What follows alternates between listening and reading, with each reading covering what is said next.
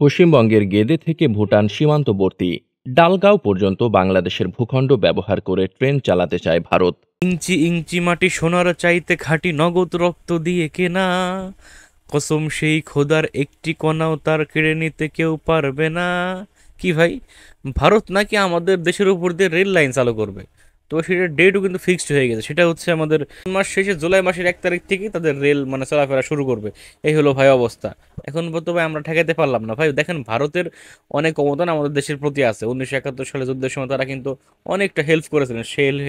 সে help না করলে কিন্তু হয়তো আমরা পাকিস্তানের সাথে, পাকিস্তানি হানাদার বাহিনীর সাথে মানে পেরে উঠতাম না। যাই হোক, তো সেটার কৃতজ্ঞতা আমরা করতেছি। সেই সুযোগ সুবিধা নিয়ে তারা অনেক ব্যবসা বাণিজ্য করতেছে, তারা অনেক লাভবান হচ্ছে বাংলাদেশের সাথে। তো এরপরেও ভাই তাদের রেল লাইন কি করতে হচ্ছে ভাই, না আমি বিরোধিতা করতেছি না ভাই, মানে আমি একটু পর্যালোচনা করতেছি আর কি। যাই হোক দর্শক, কত কথা বলবো না ভাই।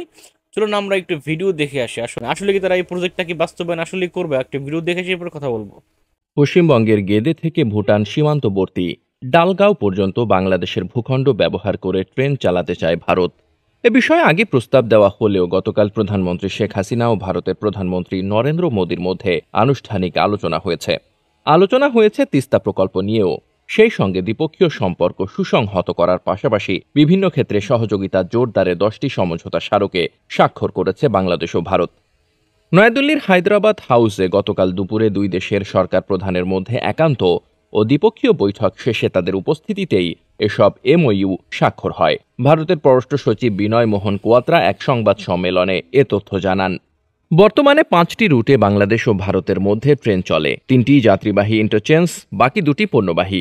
বর্তমান নিয়ম অনুযায়ী ভারতীয় ট্রেন সীমান্তে আসার পর বাংলাদেশি ইঞ্জিনে বাংলাদেশের অভ্যন্তরে আসে, বাংলাদেশি লোকো মাস্টার তা চালিয়ে আনেন। ফিরে যাওয়ার সময়ও একই নিয়ম অনুসরণ করা হয়। এখন ভারত পশ্চিমবঙ্গের গেদে থেকে ভুটান সীমান্তবর্তী ডালগাঁও পর্যন্ত পণ্যবাহী ট্রেন চালু করতে চায়। এক্ষেত্রে সময় ও দূরত্ব কমাতে ব্যবহার করতে চায় বাংলাদেশের রেলপথ, অর্থাৎ দর্শনা দিয়ে ঢুকে সর্দি আব্দুলপুর পার্বতীপুর হয়ে চিলাহাটি পর্যন্ত বাংলাদেশের ভূখণ্ড ব্যবহার করে ভারতীয় ট্রেনটি আবার ভারতে প্রবেশ করবে। দুই দেশের প্রধানমন্ত্রী দ্বিপক্ষীয় বৈঠক ও এমওইউ স্বাক্ষর অনুষ্ঠান শেষে গতকাল বিকালে সংবাদ সম্মেলনে সাংবাদিকদের এক প্রশ্নের জবাবে এ নিয়ে বিস্তারিত তুলে ধরেন ভারতের পররাষ্ট্র সচিব বিনয় মোহন কোয়াত্রা। তিনি বলেন, বাংলাদেশের রেলপথ ব্যবহার করে ভারতের একটি অংশ থেকে আরেক অংশে রেলওয়ে সংযোগ চালু করতে চায়। এ নিয়ে দুই দেশের নেতার মধ্যে গুরুত্বপূর্ণ আলোচনা হয়েছে।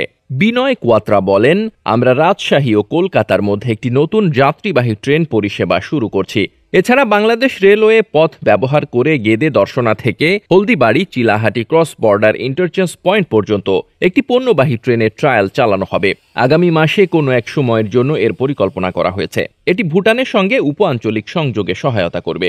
রেলওয়ে সংযোগের বিষয়ে সাংবাদিকদের প্রশ্নের জবাবে ভারতের পররাষ্ট্র সচিব বলেন, রেলওয়ের জন্য এমওইউ ছিল দুই দেশের রেলওয়ের মধ্যে সংযোগ স্থাপন সংক্রান্ত। এর মধ্যে প্রায় 6টি আন্তঃসীমান্ত রেল যোগাযোগ রয়েছে। তবে আন্তঃসীমান্ত রেল সংযোগের গুরুত্ব ছাড়াও এ রেল যোগাযোগের আরেকটি গুরুত্বপূর্ণ দিক হল বাংলাদেশের ভূখণ্ডের মধ্য দিয়ে ভারতের বিভিন্ন অংশের মধ্যে ট্রানজিট। এ বিষয়টিকে কেন্দ্র করেই আজকে আলোচনা হয়েছে।